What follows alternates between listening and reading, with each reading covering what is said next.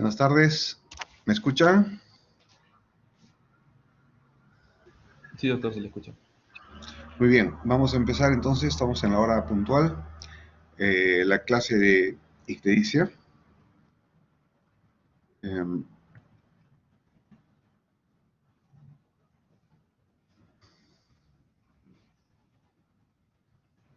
A ver.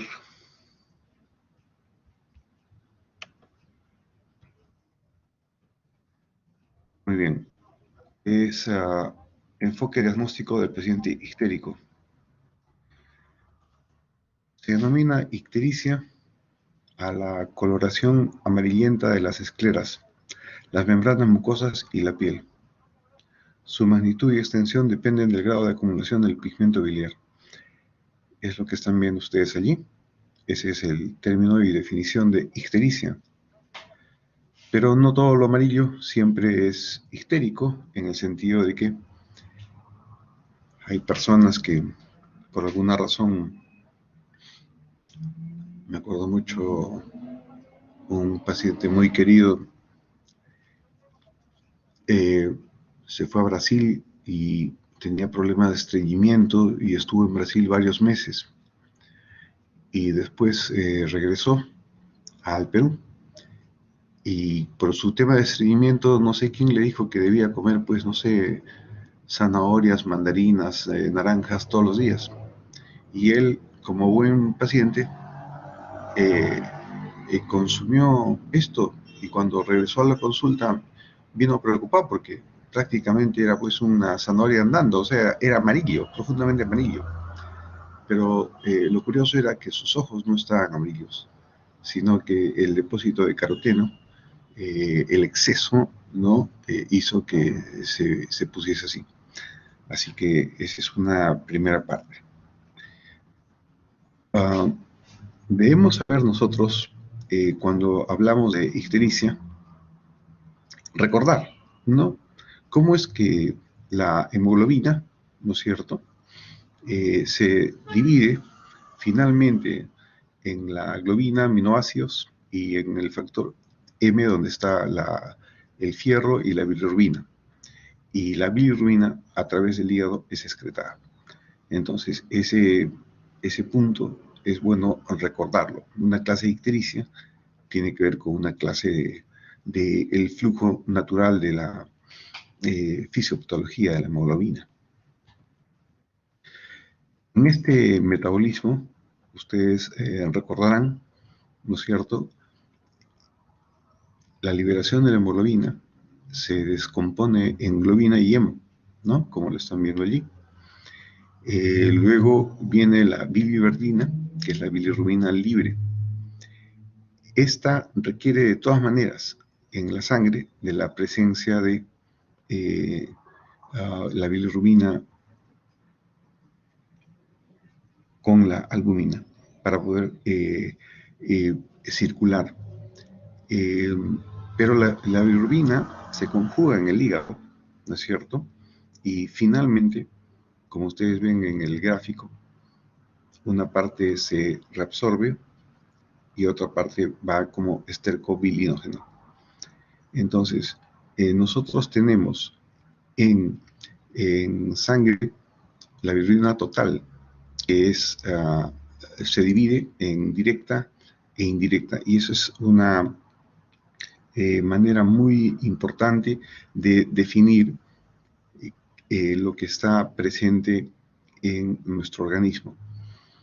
Cuando es indirecta, tenemos nosotros la sospecha de algunos factores genéticos, como puede ser el síndrome de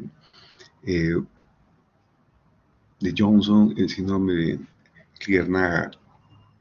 Ahí tienen ustedes, por ejemplo, la bilirrubina no conjugada y la rubina conjugada, ¿no es cierto? Entonces hay afinidad a lípidos y no hay afinidad a lípidos.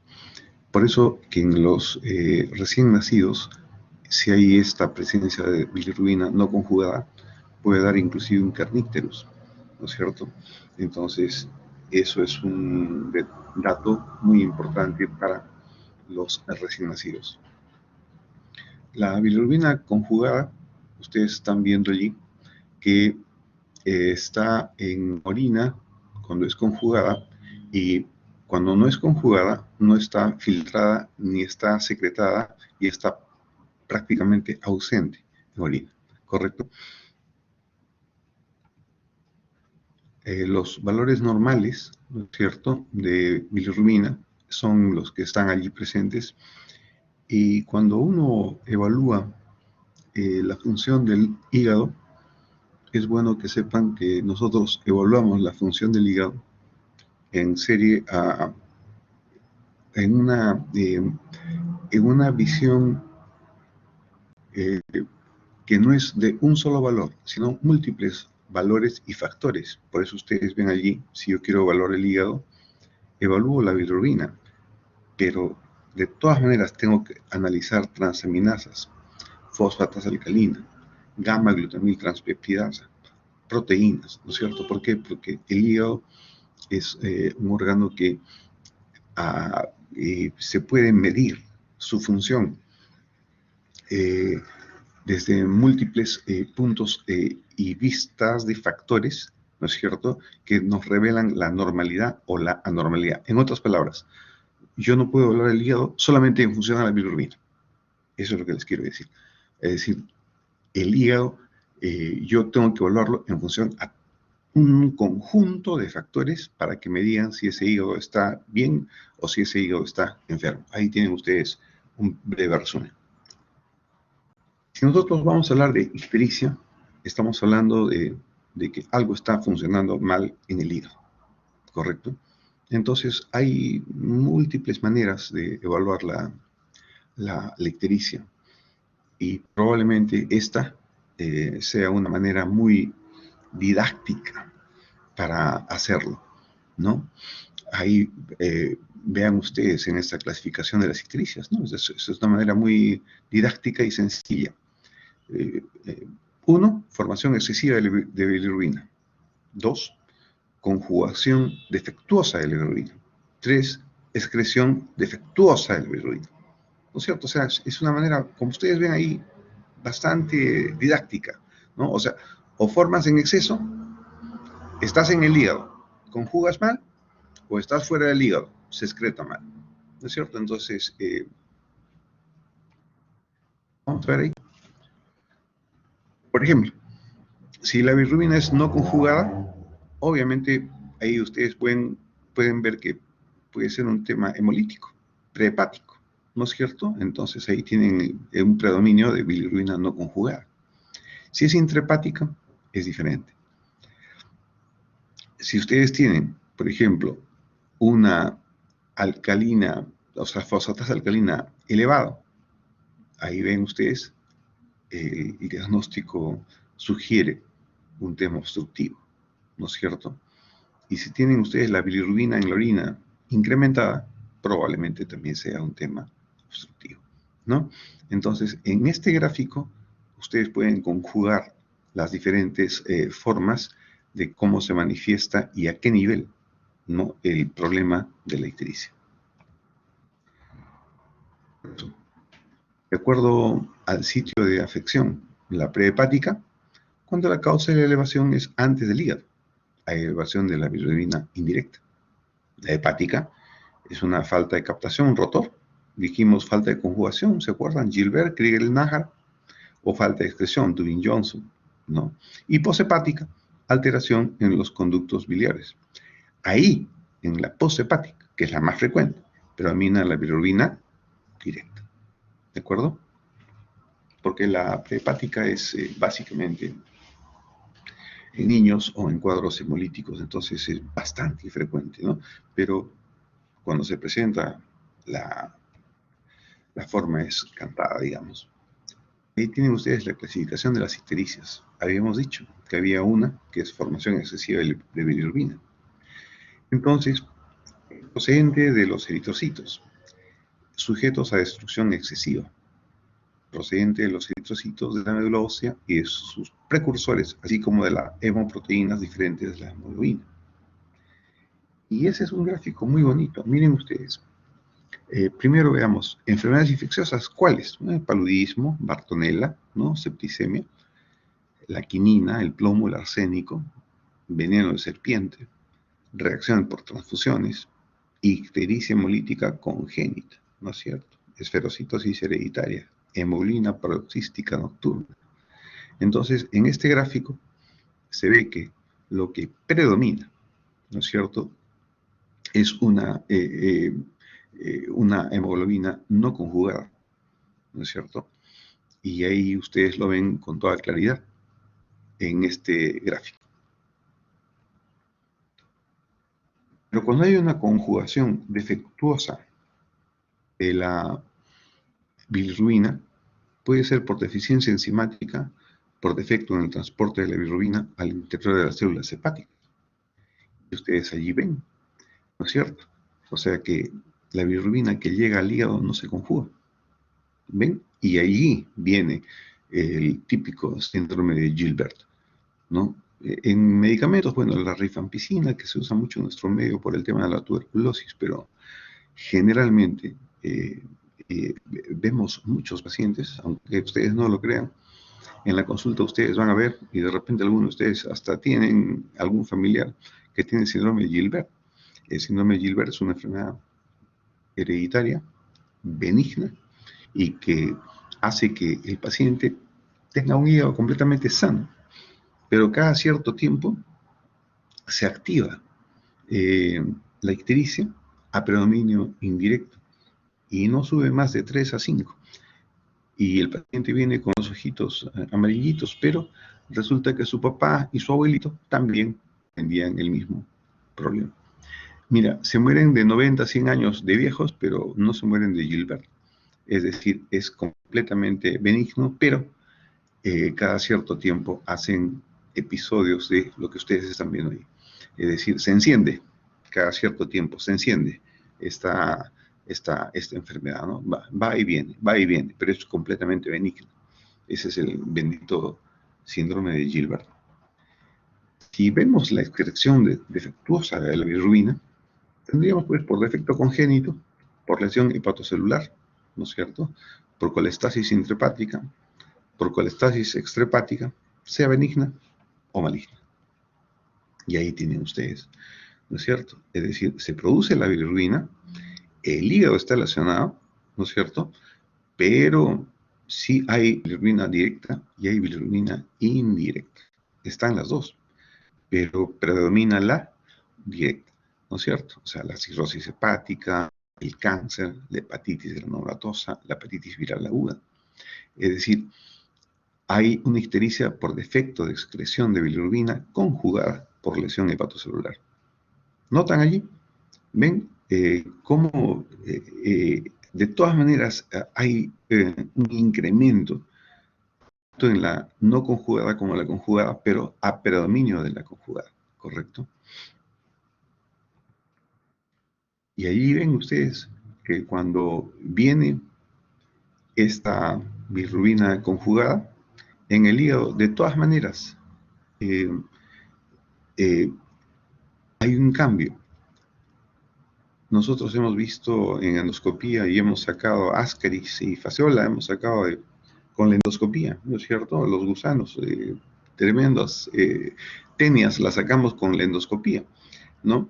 Y ahí, por ejemplo, ¿por qué? Porque hay una obstrucción a la salida de la bilis al intestino. Obviamente también otra causa de obstrucción es los cálculos del colédoco y los tumores. Pero allí esta bilirrubina, como ustedes verán, ese predominio todavía sigue siendo predominio directo. Pero aquí ya es el ejemplo extremo, ¿no es cierto? Y esta es una ictericia por defecto, excreción de bilirrubina por obstrucción biliar extrahepática maligna, es decir, cáncer de la cabeza del páncreas, cáncer de la ampolla de Vatel, metástasis en el hilo hepático, neoplasia del colédoco terminal, como ven ahí en este gráfico, ¿no? Entonces ahí tienen ustedes una bilirrubina profundamente incrementada a predominio directo. ¿Lo ven allí? Está clarito, ¿no es cierto? O sea, la bilirrubina indirecta viene, pero no permite prácticamente, por eso es que allí ya las heces son cremas, o sea, las heces son transparentes. Miren ustedes el intestino, ¿no es cierto? Porque ya no llega esta bilirrubina al intestino. Entonces ahí son las heces claras, cremas, y ustedes tienen una bilirrubina a predominio directo, profundamente ictérico el paciente. ¿De acuerdo? Eso, hemos ido viendo cómo es pre, intra y post, ¿no es cierto? El pre, las hemolíticas, intra, por ejemplo, el Gilbert, y las post, el ejemplo extremo, pues un cáncer, un cálculo, una neoplasia, un ampuloma, etc. ¿no? Y ahí se entiende la expresión en la fisiopatología, ¿no? La colostasis morfológicamente es una acumulación de bilis en los hepatocitos y conductos biliares, ¿no? Clínicamente es la retención en la sangre de todas las sustancias que normalmente se excretan con la bilis, y funcionalmente es la disminución del flujo biliar canalicular. El síndrome ictérico, lo que les dije al inicio, falsa ictericia, claro, cuando hay ingesta de carotenos, ¿no es cierto? Es decir, aquellas personas que por alguna razón ingieren pues durante algunos meses de manera abundante pues zanahorias, manzanas, mandarinas, etcétera, se ponen pues completamente amarillos, excepto los ojos. O sea, la piel es amarilla, pero los ojos están claritos, ¿no es cierto? Esa es una falsa ictericia, ¿de acuerdo? De los fármacos, como ya les comenté, rifampicina. En la anamnesis, siempre hay que ver pues la edad, infancia, adolescencia, sexo, hombres, mujeres, ocupación, lugar de procedencia, como hemos visto, ¿no? Paludismo, bartonelosis, ¿no? Y en la infancia y adolescencia, ¿qué hemos dicho? Las ictericias congénitas y la hepatitis viral aguda, ¿no? En los adultos, obviamente, es una hepatitis viral aguda y crónica, pero más probable es que también tengan una cirrosis o una pancreatitis. Y además, el cáncer, la cirrosis y las neoplasias. Pero en los niños, sin duda alguna, la hepatitis viral y las ictericias congénitas, ¿no? Sin duda. En hombres, cirrosis hepática, alcohólica, poshepática, ¿no? Neoplasias malignas, hepatocarcinoma. Y en mujeres, sobre todo los cálculos, ¿no es cierto? Ahora, en ocupación, bueno, hepatitis viral B y C y la leptospirosis por la ocupación, ¿no? Y la hidatidosis. Lugar de procedencia, ¿de dónde viene usted? Usted viene de la selva, bueno, fiebre amarilla, Sierra Sur y selva. Hidatidosis hepática, Sierra Central, ¿no? La enfermedad actual, la hemolítica, la hepatocelular y la colestásica. Ahí vamos viendo la forma diferente de inicio, ¿no? La hemolítica es un inicio brusco, ¿no es cierto? El tinte es flavínico. La hepatocelular es más insidiosa, tinte rubínico. Y la colestásica es, puede ser brusca, puede ser insidiosa, la intensidad es severa, el tinte es verdínico, ¿no? Ahora, en los síntomas asociados secundarios, hemolítica, hepatocelular y colestásica, ¿no? Ahí ven ustedes, sin duda alguna, ¿no es cierto? En la hemolítica hay decoloración de heces, ¿no? En la hepatocelular hay decoloración de heces, ¿no? Y fíjense ustedes, en la colestasis sí hay decoloración de las heces, lo que les había comentado, ¿no?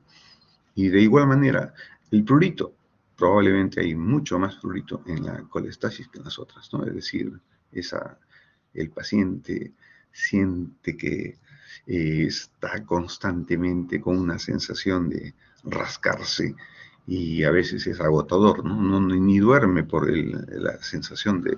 Por eso es de que nosotros a estos pacientes tratamos de evaluarlos cuando llegan a la consulta con un drenaje biliar intrahepático o extrahepático, ¿no es cierto?, para aliviarlos, entre otros síntomas del prurito. Y luego determinamos ya una conducta terapéutica final, ¿no? Porque nuestro sistema de salud a veces es un poco lento.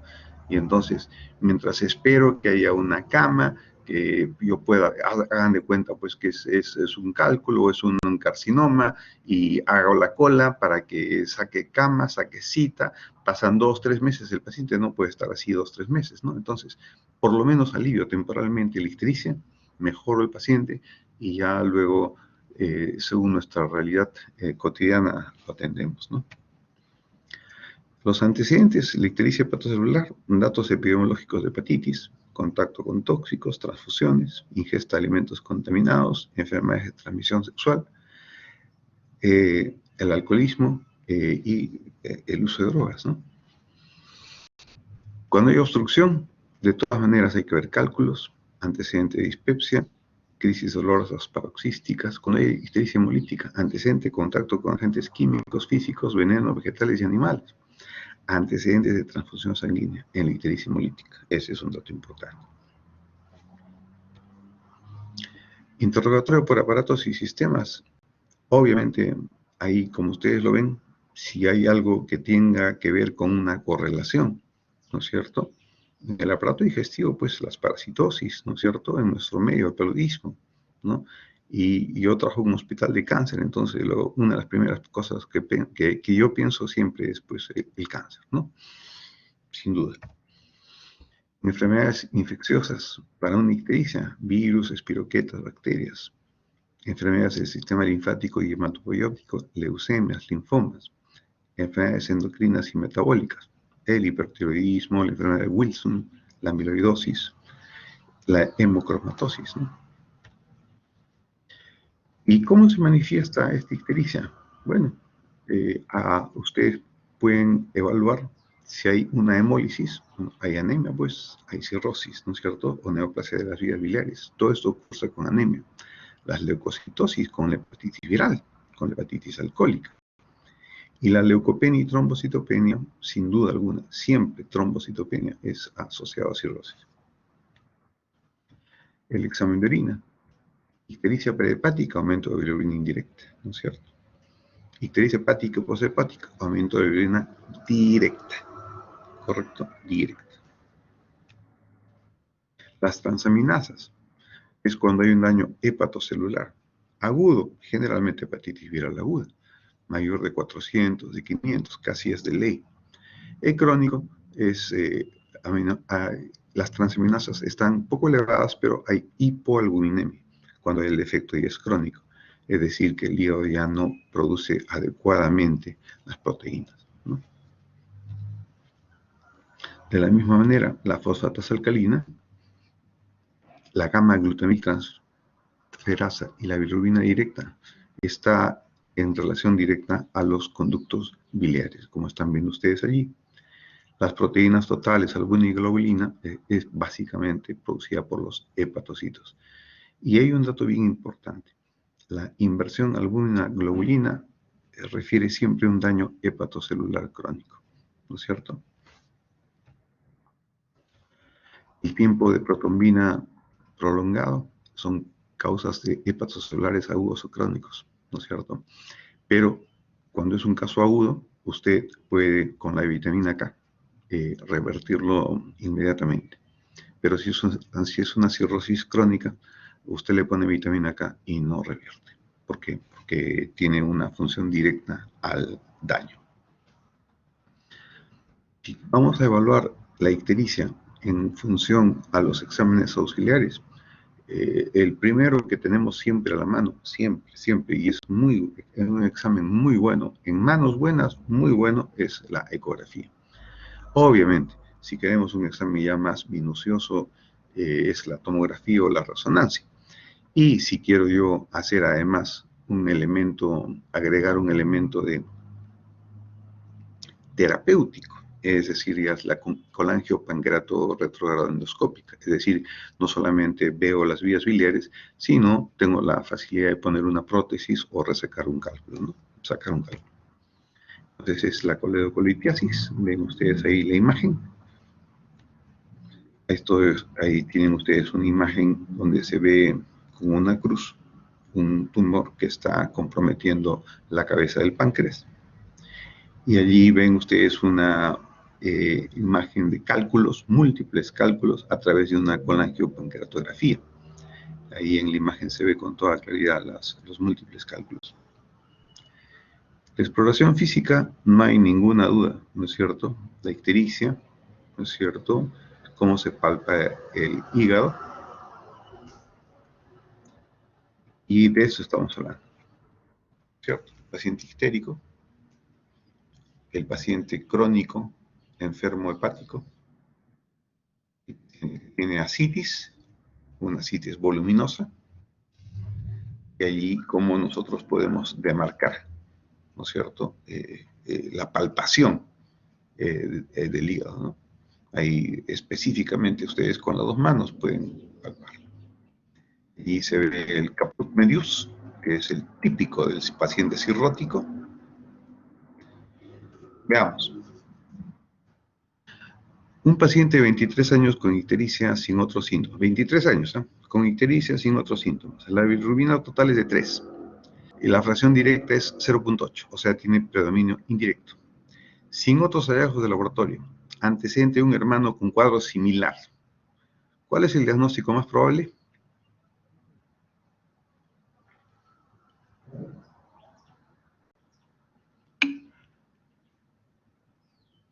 ¿Sí? ¿Me escucho? Repito la pregunta. Paciente de 23 años, con ictericia sin otros síntomas. La bilirrubina total es de 3, fracción directa 0.8, o sea, tiene predominio indirecto. Sin otros hallazgos de laboratorio, es decir, que el resto está perfecto. Anemia hemolítica, doctor. Ya. En este caso, ¿cuál es el diagnóstico más probable? Es enfermedad de Gilbert. Esa enfermedad de Gilbert. En el caso de la anemia hemolítica, generalmente hay una, como su nombre lo dice, hay una anemia. Es decir, el paciente debe tener pues 5, 6, 7 de hemoglobina. Pero fíjense ustedes que en la pregunta dice 23 años con ictericia, sin otros síntomas. La bilirrubina es 3 y fracción directa 0.8, pero indirecta es la que predomina. Pero no tiene otros hallazgos de laboratorio. ¿Qué quiere decir? Que no hay anemia. Correcto. ¿Por qué? Porque si fuese anemia hemolítica, entonces obviamente tendría que venir pues con anemia, 5, 6, 7 de hemoglobina, ¿no? Entonces en este caso es la enfermedad de Gilbert. La siguiente pregunta. Paciente de 60 años, portador de cirrosis hepática alcohólica. Acude al control con exámenes de laboratorio que evidencian hiperbilirrubinemia conjugada. Ok, muy bien. Aumento fosfatasa alcalina al doble del valor normal y alfa-fetoproteína de 1000. Lo normal es de 0 a 20. No lo hemos visto, pero sí es bueno que sepan que la alfa-fetoproteína es un marcador de cáncer de hígado, por si acaso, ¿no? Entonces, es como el antígeno carcino embrionario es un marcador de cáncer de colon, ¿no es cierto? El CA19-9 es un marcador del cáncer de páncreas, y así hay una serie de marcadores, es como el marcador del PSA, que es un marcador de la próstata, y así, hay una serie de marcadores. El marcador del hígado, en el cáncer de hígado, del hepatocarcinoma, es el alfa-fetoproteína. Entonces, en ese contexto, volvemos a la pregunta. Paciente de 60 años, portador de cirrosis, acude a control, hay hiperbilirubinemia conjugada, aumento de fosfatasa alcalina al doble y alfa-fetoproteína de 1000. El diagnóstico más probable es, obviamente, ¿sí?, el hepatocarcinoma, ¿correcto? Así es el hepatocarcinoma. Muy bien. Veamos acá otra más. Mujer de 46 años, hipotiroidea, en tratamiento. Consulta por compromiso del estado general y fatiga de 4 meses de evolución, sin antecedentes personales ni familiares de hepatopatía. No consume drogas ni alcohol, ni ha recibido transfusiones. El examen físico es normal. Laboratorio transaminasa 5 veces sobre el valor normal. Fosfatasa alcalina y gamma-glutamil al doble. Bilirrubina sérica normal, serología negativa para virus de hepatitis B y C. ¿Cuál es el diagnóstico más probable?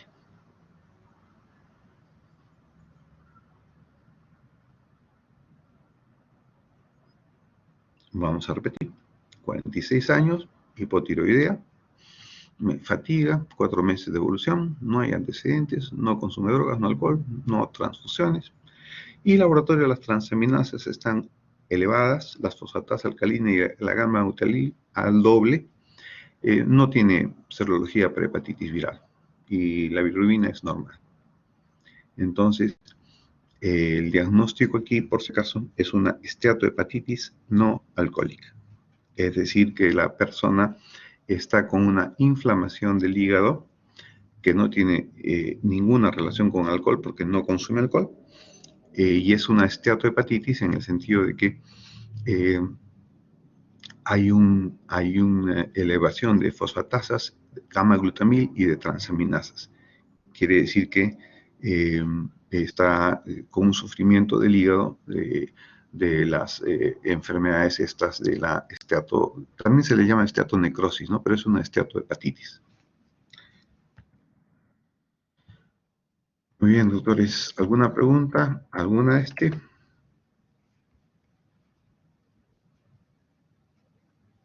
Muy bien. Ya paramos la grabación.